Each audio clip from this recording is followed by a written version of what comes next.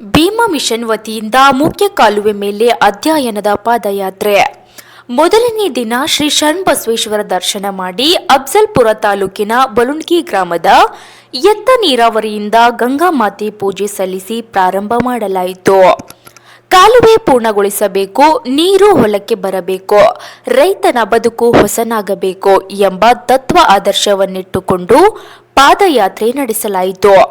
ಈ ಸಂದರ್ಭದಲ್ಲಿ ಭೀಮಾ ಮಿಷನ್ ಅಧ್ಯಕ್ಷರಾದ ಭೀಮಶೆಟ್ಟಿ ಮೂಕಾ, ಗಿರೀಶ್ ಗೌಡ ಇನಾಮದಾರ್, ಪ್ರೊಫೆಸರ್ ಬಸವರಾಜ್ ಕೂನೂರ್, ಮಲ್ಲಿಕಾರ್ಜುನ ಹುಳಗೇರ, ಆದಿನಾಥ್ ಹೀರಾ, ಮಲ್ಲಿನಾಥ್ ಪಾಟೀಲ್, ವಿಜಯಕುಮಾರ್ ಚೇಗಟ್ಟಿ, ಪ್ರಿಯಾ ಹೊಸಗೌಡ, ಶಿವರಾಜ್ ಬಿರಾದರ್, ಶಿವಕುಮಾರ್ ಪಾಟೀಲ್, ಸುಂದರ್, ಅಭಿಷೇಕ್ ಪಾಟೀಲ್, ನಾಗಾರೆಡ್ಡಿ ಸೇರಿದಂತೆ ಅನೇಕ ಪ್ರಗತಿಪರ ಚಿಂತಕರು ಪಾದಯಾತ್ರೆಯಲ್ಲಿ ಉಪಸ್ಥಿತರಿದ್ದರು.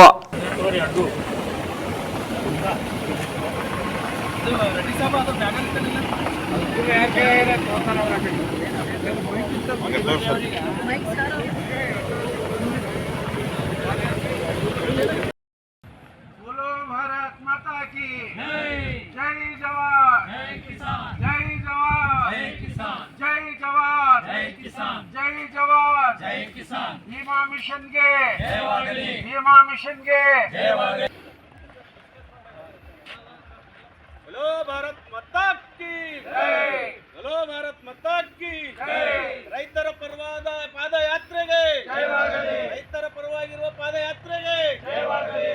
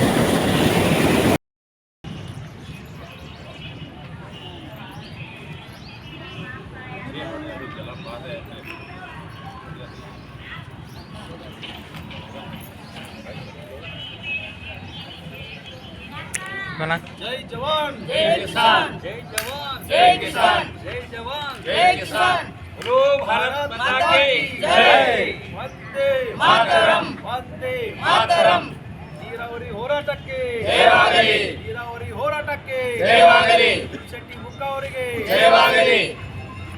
ಯಾತಕ್ಕಾಗಿ ಹೋರಾಟ ನ್ಯಾಯಕ್ಕಾಗಿ ಹೋರಾಟ ಯಾತಕ್ಕಾಗಿ ಹೋರಾಟ ನೀರಿಗಾಗಿ ಹೋರಾಟ. जय जवान जय किसान वंदे मातरम जय जवान जय किसान. बोलो भारत माता की जय बोलो भारत माता की जय.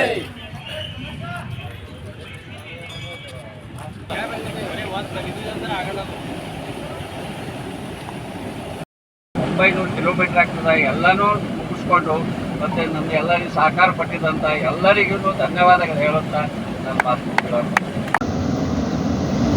ಈಗಾಗಲೇ ಗಿರೀಶ್ ಗೌಡರು ಎಲ್ಲರ ಹೆಸರುಗಳನ್ನು ಪ್ರಸ್ತಾಪಿಸಿದ್ದಾರೆ.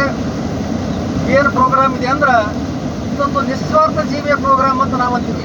ಯಾಕಂದ್ರೆ ನಾವು ಅನೇಕ ರೈತ ಹೋರಾಟಗಳನ್ನು ಮಾಡ್ತಿರ್ತೀವಿ. ಅದರ ಒಂದು ಉದ್ದೇಶ ಇರ್ತದೆ, ಏನಾದರೂ ಅಧಿಕಾರಿಗಳು ಅಂದಿಸಬೇಕು, ಅದರಲ್ಲಿಂದ ಏನಾದರೂ ತಗೊಳ್ಬೇಕು ಅಂತ. ಆದರೆ ಇಲ್ಲಿ ಏನೂ ಇಲ್ಲ. ರೈತರ ಮತ್ತು ಅಧಿಕಾರಿಗಳ ಜೊತೆ ಒಂದು ಸಂವಾದ ಕಾರ್ಯಕ್ರಮ ಇದ್ದಂಗೆ. ಏನಪ್ಪ ಅಂದ್ರೆ ಎಲ್ಲಿ ಅನಾನುಕೂಲ ಇದೆ, ಈ ಅನಾನುಕೂಲತೆಯನ್ನು ಅಧಿಕಾರಿಗಳಿಗೆ ತಿಳಿಸೋದು, ಸರ್ಕಾರಕ್ಕೆ ತಿಳಿಸೋದು ಇದೊಂದು ಕಾರ್ಯಕ್ರಮ. ಇಲ್ಲಿ ಯಾವುದೇ ಅವ್ರದ್ದೇನಪ್ಪ ಭೀಮಶೆಟ್ಟಿ ಮುಖ ಅವ್ರದ್ದು ಸ್ವಾರ್ಥತೆನೇ ಇಲ್ಲ. ನಮ್ಮ ಕೈಲಿಂದ ಖರ್ಚು ಮಾಡಿ ಎಲ್ಲ ಗೆಳೆಯರನ್ನು ಕರ್ಕೊಂಡು ಬಂದು ಇಷ್ಟೆಲ್ಲ ಖರ್ಚು ಮಾಡಿ ಅವ್ರು ಪಾದಯಾತ್ರೆ ಮಾಡಿ 90 ದಿನ ಪಾದಯಾತ್ರೆ. ಇದು 90 ದಿನ ಪಾದಯಾತ್ರೆ ಮಾಡಿ ಇಲ್ಲಿ ರಾಜಕೀಯವರು ಬರೋದಿಲ್ಲ, ಹೋಗೋರಿಲ್ಲ. ಇದು ಯಾವುದು ಪಕ್ಷಾತೀತ ಜಾತ್ಯಾತೀತ ರೈತರಿಗೆ ಒಂದೇ ಪಕ್ಷ, ಅದು ಒಂದೇ ಜಾತಿ. ರೈತರಾಗ ಎಲ್ಲ ಕಮ್ಯುನಿಟಿಯವರು ಇರ್ತಾರೆ, ಎಲ್ಲ ಪಕ್ಷದವರು ಇರ್ತಾರೆ. ಆದ್ರೆ ಇದೊಂದು ರೈತ ಜಾತಿಯ ಸಮಾವೇಶ ಆಗ್ಲಿಕ್ಕಿಂತ ಇದು ಪಾದಯಾತ್ರೆ 90 ದಿನಗಳಿಂದ 3 ತಿಂಗಳ ಇಂಥ ಚಳಿಗಾಲದಲ್ಲಿ ನಡೆಯೋದು ಸರಳ ಮಾತಾದ. ಯಾಕೆ ಮುಂಜಾನೆ ಹೇಳ್ಬೇಕಾದ್ರೆ 10 ತನ ವಿಚಾರ ಮಾಡತ್ತೀವಿ ನಾವು. ಅವರು ಹೇಳಬೇಕು, ಎಲ್ಲೋ ತಣ್ಣೀರಿನಾಗ ಸ್ನಾನ ಮಾಡಬೇಕು, ಯಾವುದೋ ಊರಲ್ಲಿ ಇರಬೇಕು, ವಸತಿ ಮಾಡಿ ಊಟ ಮಾಡಬೇಕು, ಅಲ್ಲಿಯೇ ಜನರು ಅವ್ರಿಗೆ ಸಹಕಾರ ಕೊಡಬೇಕು. ಅದಕ್ಕೆ ನಾವು ಕೇಳೋದೇನಂದ್ರೆ ಇಲ್ಲಿ ಅಧಿಕಾರಿಗಳು ಬಂದು ಸಹಕಾರ ಕೊಟ್ಟಿದ್ದೀರಿ. ಮುಂದೆ ಬರ್ತಕ್ಕಂಥ ಹಳ್ಳಿಯ ಜನರು ಕೂಡ, ಈ ಭಾಗದ ಜನರು ಯಾವ ಊರಿಗೆ ಬರ್ತಾರೆ ಇದೊಂದು ನಿಸ್ವಾರ್ಥ ಸೇವೆ ಅಂತ ತಿಳಿದು ಸಾಯಂಕಾಲ ಅವ್ರಿಗೆ ಇರುವ ವ್ಯವಸ್ಥೆ ಮಾಡಬೇಕು, ಊಟದ ವ್ಯವಸ್ಥೆ ಮಾಡಬೇಕು. ಯಾಕಂದ್ರೆ ಇಲ್ಲಿ ಲಾಡ್ಜ್ನ ಮಕ್ಕಳವರಲ್ಲ ಅವರು, ಎಲ್ಲೋ ದೇವರ ಗುಡಿ, ಎಲ್ಲೋ ರೈತರ ಮನೆಯಲ್ಲಿ ಮಲಗಂತ ಜನ ಅವರು. ಅದಕ್ಕೆ ದಯಮಾಡಿ ತಾವೆಲ್ಲ ಸುತ್ತ ಹಳ್ಳಿಗಿದ್ರೆ ಪ್ರಚಾರ ಮಾಡಿ ನಾವು ಇದು ಮಾಡಬೇಕು. ಇನ್ನೊಂದು ವಿಶೇಷ ಏನಂದ್ರೆ ನಾವೆಲ್ಲ ರೈತ ಮುಖಂಡರು ಅಂತ ಹೇಳ್ಕೊತೀವಿ, ನಾವೆಲ್ಲ ಇದೇ ಭಾಗದವ್ರು ಅಂತ ಹೇಳ್ಕೊತೀವಿ. ಆದರೆ ಈ 11 ಇವು ಏನಪ್ಪ ನೀರಾವರಿ ಅಣೆಕಟ್ಟು ಅಂಬಲ್ಲಿ ಯಾವತ್ತೇ ನಮ್ಗೆ ಗೊತ್ತಿಲ್ಲ. ಅವರು ಪಟ್ಟಿ ನೋಡಿದ್ಮೇಲೆ ನಮ್ಗೆ ಗೊತ್ತಾಗಲ್ಕತ್ತದ 11 ನೀರಾವರಿಗಳು ಇಲ್ಲೇವ. ಅದು ಗಂಡೋರಿ ನಾಲ ಇರ್ಬೋದು, ತುಳುಕಿ ನಾಲ ಇರ್ಬೋದು, ಬೆಣ್ಣೀತೊರ ಇರ್ಬೋದು, ಅಮರ್ಜಿ ಅವ್ರದ್ದು, ಅಪ್ಪರ ಕೃಷ್ಣ ಇರ್ಬೋದು. ಇವೆಲ್ಲ ಬಸವ ಕಲ್ಯಾಣ, ಅಮರಾವತಿ, ಬೀದರ್ ಇಲ್ಲ ಚಿಂಚೋಳಿ ಕ್ಷೇತ್ರದಲ್ಲಿ ಅವಮ್ಮದು ಅವ್ರು ಹೇಳಿದ್ಮೇಲೆ ನಮ್ಗೆ ಗೊತ್ತಾಗಲ್ಲ, ಅವ್ರ ಪಾಂಪ್ಲೆಟ್ಸ್ ನೋಡಿದ್ಮೇಲೆ ನಮ್ಗೆ ಗೊತ್ತಾಗಲ್ಲ. ಅಂತಹ ನಿಸ್ವಾರ್ಥ ಸೇವೆ ಭೀಮಶೆಟ್ಟಿ ಮುಕ್ಕ ಅವ್ರು ಏನಪ್ಪ ಅಂದ್ರೆ ಮಾಡ್ಲಿಕ್ಕೆ ತಯಾರಾಗಿದ್ದಾರ. ಅದಕ್ಕೆ ನಾವೆಲ್ಲರೂ ಕೂಡ ಏನಪ್ಪ ಅಂದ್ರೆ ಅವ್ರಿಗೆ ಆರೋಗ್ಯ ಕೆಡಲಾರ್ದಂಗ, ಅವ್ರಿಗೆ ಯಾವುದೇ ಒಂದು ತ್ರಾಸ ಆಗ್ಲಾರ್ದಂಗ ಪೊಲೀಸ್ ಅಧಿಕಾರಿಗಳಾಗಲಿ, ಇಲ್ಲಿ ನೀರಾವರಿ ಅಧಿಕಾರಿಗಳಾಗಲಿ ತಮಗೆಲ್ಲ ಪರಿಚಯ ಇರ್ತದೆ ಈ ಭಾಗದಾಗ. ಮುಂದಿನ ಊರಿಗೆ ತಾವೆಲ್ಲ ಫೋನ್ ಮಾಡಿ ಹೇಳಿ ಅವ್ರಿಗೆ ವ್ಯವಸ್ಥೆ ಮಾಡಬೇಕು. ಅವ್ರಿಗೆ ಏನಪ್ಪ ಅಂದ್ರೆ ಅಲ್ಲಿ ಏನು ಇದು ಕೊರತೆ ಅವ, ಆ ಕೊರತೆಗಳನ್ನು ಹೇಳಬೇಕು. ಅವರೆಲ್ಲ ಬರ್ಕೊಂಡು ಏನಪ್ಪ ಅಂದ್ರೆ ಯಾರಿಗೆ ಅವ್ರು ಹರೇಸ್ಮೆಂಟ್ ಇಲ್ಲ. ಅವರು ರಾಜಕಾರಣಿಗಳಿಗೆ, ಅಧಿಕಾರಿಗಳಿಗೆ ಈ ಭಾಗದಾಗ ನೀರಾವರಿ ಯಾಕೆ ನೀರು ಬರಲಾಗಿದೆ ಹೊಲಕ್ಕೆ ಅಂಬೋದು ಅವ್ರ ಅಧ್ಯಯನದ ಇದೊಂದು ಅವ್ರದ್ದೊಂದು ಇದೆಲ್ಲ ಇದು ಅಧ್ಯಯನ ಮಾಡ್ಲಿಕ್ಕಂತಾರ. ಅವ್ರು ಅದ್ರ ಬಗ್ಗೆ ಅಧ್ಯಯನ ಮಾಡಿ ಸರ್ಕಾರಕ್ಕೆ ವರದಿ ಸಲ್ಲಿಸ್ತಾರೆ. ಅವಾಗ ಸರ್ಕಾರ ಸ್ವಲ್ಪ ಕಣ್ಣು ತೆರೆದು ಇದಕ್ಕೇನಾದರೂ ಮತ್ತೆ ಮುಂದಿನ ಇದು ಚಾಲನೆ ಕೊಟ್ರಂದ್ರೆ ನಮ್ಮ ರೈತರದೆಲ್ಲರದು ಅಭಿವೃದ್ಧಿ ಆಗ್ತದೆ. ಇದ್ರಾಗ ಎಲ್ಲರದು ರೈತರ ಅಭಿವೃದ್ಧಿ ಆಗ್ಯದ. ಅದಕ್ಕೆ ಅವ್ರು ನಿಸ್ವಾರ್ಥ ಸೇವೆಯಿಂದ ಏನು ಭೀಮಶೆಟ್ಟಿ ಮುಕ್ಕ ಅವ್ರು ಹೊಂಟ್ರ. ಅವ್ರ ಜೊತೆಗೆ ಇವತ್ತು ಸಾಯಂಕಾಲ ತನ ಎಲ್ಲ ಜನ ಇಲ್ಲಿದ್ದು ಬಂದವರೆಲ್ಲ ಹೋಗ್ತಾರ. ಮುಂದೆ ಮತ್ತೆ ಆ ಊರಿನವ್ರು ಮುಂದೆ ನೋಡ್ತಾರ, ಮುಂದಿನವ್ರು ಮತ್ತೆ ಮುಂದೆ ನೋಡ್ತಾರ. ಹಿಂಗೆಲ್ಲ ಬೀಳ್ಕೊಟ್ಟು ಒಂದು ಸನ್ಮಾನ ಮಾಡಿ ಅವ್ರನ್ನ ಸ್ವಾಗತಿಸಿ ಏನಪ್ಪ ಅಂದ್ರೆ ಎಲ್ಲ ತಮ್ಮಲ್ಲಿ ಏನು ಅನಾನುಕೂಲದ ಅದನ್ನು ಬರೆದು ಒಂದು ಡೈರಿ ಮಾಡಿದ್ರೆ ಅದೆಲ್ಲ ಒಂದು ಪುಸ್ತಕ ರೂಪದಲ್ಲಿ ಪ್ರಿಂಟ್ ಮಾಡಿ ತಾವು ಯಾರ್ಯಾರು ಅಧ್ಯಯನ ಮಾಡಿ ಹೇಳ್ತೀರಿ ಅವ್ರ ಹೆಸರು ಆ ಪುಸ್ತಕದಲ್ಲಿ ಬರ್ತದೆ. ಯಾವ ಊರಿಗೆ ಬಂದಿರ್ತಾರೆ, ಏನು ವ್ಯವಸ್ಥೆ ಮಾಡಿರ್ತೀರಿ ಅದು ಸಹಿತ ಅಧ್ಯಯನದಲ್ಲಿ ಬಂದಿರ್ತದೆ. ಇಂಥ ಊರಿಗೆ ಹೋದೆವು, ಇಂಥವ್ರು ಸಾಯಂಕಾಲ ಇಂಥ ಜಾಗದಲ್ಲಿ ಇಳಿಸಿದ್ರು, ನಮಗೆ ಊಟದ ವ್ಯವಸ್ಥೆ ಮಾಡಿದ್ರು, ನಮಗೆ ಇರ್ಲಿಕ್ಕೆ ವ್ಯವಸ್ಥೆ ಮಾಡಿದ್ರು ಅಂತೆಲ್ಲ ಬರ್ತದೆ. ಅದಕ್ಕೆ ದಯಮಾಡಿ ಈ ಭಾಗದ ರೈತರಿಗೆ 100 ಊರವ್ರು 300 ಮತ್ತೊಂದು ಊರವ್ರಿಗೆ ಹೇಳಬೇಕು. ಯಾಕಂದ್ರೆ ನಾವು ದೂರಿಂದ ಬಂದವ್ರಿಗೆ ಈ ಭಾಗದ ಬಗ್ಗೆ ನಮಗೆ ಇದು ಇರಂಗಿಲ್ಲ. ನಮ್ಮ ಭಾಗದಾಗ ಬಂದಾಗ ನಾವು, ಮತ್ತೊಂದು ಭಾಗದಾಗ ಬಂದಾಗ ಮತ್ತೊಬ್ರು, ಎಲ್ಲರೂ ಕೂಡ ಈ ಹೋರಾಟ ಮುಖ್ಯ ಕಾಲುವೆ ಮೇಲೆ ಅಧ್ಯಯನ ಪಾದಯಾತ್ರೆಯನ್ನು ಹಮ್ಮಿಕೊಂಡಿದ್ದು. ಈ ಪಾದಯಾತ್ರೆಗೆ ನಮ್ಮ ಹಿರಿಯ ರೈತ ಹೋರಾಟಗಾರರಾಗಿರ್ತಕ್ಕಂಥ ಭೀಮಶೆಟ್ಟಿ ಮುಕ್ಕ ಅವರ ನೇತೃತ್ವದಲ್ಲಿ ಈ ಪಾದಯಾತ್ರೆ ಇವತ್ತಿನ ದಿನ ಇಲ್ಲಿ ಚಾಲನೆಗೊಳ್ತಾ ಇದೆ. ಈ ಪಾದಯಾತ್ರೆಯಲ್ಲಿ ಇನ್ನೊಬ್ಬರು ಹಿರಿಯ ಹೋರಾಟಗಾರರಾಗಿರ್ತಕ್ಕಂಥ ನಮ್ಮ ಮಲ್ಲಿಕಾರ್ಜುನ್ ಪಾಟೀಲ್ ಹುಡುಗೇರ ಗೌಡರು ಕೂಡ ಇವತ್ತಿನ ದಿನ ಅವರಿಗೂ ಕೂಡ ಇವತ್ತಿನ ಪಾದಯಾತ್ರೆಗೆ ಅವರಿಗೂ ಕೂಡ ಸ್ವಾಗತವನ್ನು ಕೋರುತ್ತೇವೆ. ಅದೇ ರೀತಿಯಾಗಿ ಇನ್ನೊಬ್ಬರು ಹಿರಿಯ ರೈತ ಮುಖಂಡರಾಗಿರ್ತಕ್ಕಂಥ ಮಲ್ಲಿನಾಥ್ ಪಾಟೀಲ್ ಕಾಳಿಗೆ ಅವರಿಗೂ ಕೂಡ ಸ್ವಾಗತವನ್ನು ಕೋರುತ್ತೇನೆ. ಅದೇ ರೀತಿಯಾಗಿ ಇನ್ನೊಬ್ಬರು ನಮ್ಮ ಹಿರಿಯ ಅಧ್ಯಯನ ಹಾಗೂ ಪ್ರೊಫೆಸರ್ ಆಗಿರ್ತಕ್ಕಂಥ ಸನ್ಮಾನ್ಯ ಶ್ರೀ ಬಸವರಾಜ್ ಕುಂಡೂರು ಸರ್ ಅವರಿಗೂ ಕೂಡ ನಾನು ಸ್ವಾಗತವನ್ನು ಕೋರುತ್ತೇನೆ. ಅದೇ ರೀತಿಯಾಗಿ ಇನ್ನೊಬ್ಬರು ನಮ್ಮ ಕಲ್ಯಾಣ ಕರ್ನಾಟಕದ ರೈತ ಹೋರಾಟಗಾರರಾಗಿರ್ತಕ್ಕಂಥ ಆದಿನಾಥ್ ಗಿರಾವ್ ಸರ್ ಅವರಿಗೂ ಕೂಡ ನಾನು ಸ್ವಾಗತವನ್ನು ಕೋರುತ್ತೇನೆ. ಅದೇ ರೀತಿಯಾಗಿ ರೈತ ಮುಖಂಡರಾಗಿರ್ತಕ್ಕಂಥ ನಮ್ಮ ಶಿವರಾಜ್ ಸರ್ ಅವರಿಗೂ ಮತ್ತು ಇನ್ನೊಬ್ಬರು ಹಿರಿಯರಾಗಿರ್ತಕ್ಕಂಥ ಶಿವಕುಮಾರ್ ಪಾಟೀಲ್ ಸರ್ ಅವರಿಗೂ, ಅಭಿಷೇಕ್ ಪಾಟೀಲ್ ಅವರಿಗೂ ಮತ್ತು ನಮ್ಮ ನಾಗರೆಡ್ಡಿ ಪಾಟೀಲ್ ಅವರಿಗೂ, ಆಮೇಲೆ ಸಾಗರ್ ಅಣ್ಣವರಿಗೂ ಕೂಡ ಸ್ವಾಗತವನ್ನು ಕೋರ್ತಾ ಮೇಡಮ್ ಅವರು ಕೂಡ ಇವತ್ತಿನ ದಿನ ನಮ್ಮ ಜೊತೆ ಆಗಮಿಸಿದ್ದಾರೆ. ಅವರಿಗೂ ಕೂಡ ಸ್ವಾಗತವನ್ನು ಕೋರುತ್ತೇನೆ. ಅದೇ ರೀತಿಯಾಗಿ ಇವತ್ತಿನ ಕಾರ್ಯಕ್ರಮಕ್ಕೆ ಅನೇಕ ಈ ಭಾಗದ ಅಧಿಕಾರಿಗಳು ಕೂಡ ಆಗಮಿಸಿದ್ದಾರೆ. ಅವರಿಗೂ ಕೂಡ ಸ್ವಾಗತವನ್ನು ಕೋರುತ್ತಾ ರೈತ ಮುಖಂಡರು ಮತ್ತು ಪೊಲೀಸ್ ಅಧಿಕಾರಿಗಳು ಕೂಡ ಆಗಮಿಸಿದ್ದಾರೆ. ಅವರೆಲ್ಲರಿಗೂ ಕೂಡ ಆನಂತರ ಮಾಧ್ಯಮ ಮಿತ್ರರಾಗಿರ್ತಕ್ಕಂಥ ನಮ್ಮ ಅಣ್ಣವರಿಗೂ ಕೂಡ ಸ್ವಾಗತವನ್ನು ಕೋರುತ್ತಾ ಇವತ್ತಿನ ದಿನ ನಮ್ಮ ಭೀಮಶೆಟ್ಟಿ ಮುಕ್ಕ ಅವರು ಒಂದು ವಿಶೇಷವಾದಂಥ ಒಂದು ಈ ಭಾಗದ ಕಾಲುವೆಗಳ ಕುರಿತು ಒಂದು ಅಧ್ಯಯನ ಪಾದಯಾತ್ರೆಯನ್ನು ಹಮ್ಮಿಕೊಂಡಿದ್ದಾರೆ. ಈ ಪಾದಯಾತ್ರೆ ಯಶಸ್ವಿಯಾಗಲಿ ಅಂತ ಹೇಳಿ ನಾವೆಲ್ಲ ಶುಭವನ್ನು ಹಾರೈಸುತ್ತಾ ಅವರ ಜೊತೆ ಇವತ್ತಿನ ದಿನ ನಾವೆಲ್ಲರೂ ಕೂಡ ನಿರಂತರವಾಗಿ 10 ಕಿಲೋಮೀಟರ್ ಹೋಗುವ ಜೊತೆ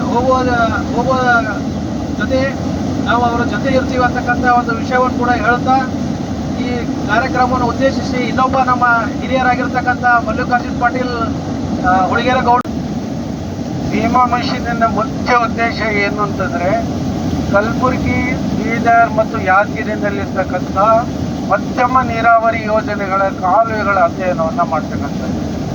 ಈ ಕಲಬುರಗಿನಲ್ಲಿ 6 ಮಧ್ಯಮ ನೀರಾವರಿ ಯೋಜನೆಗಳಿದೆ.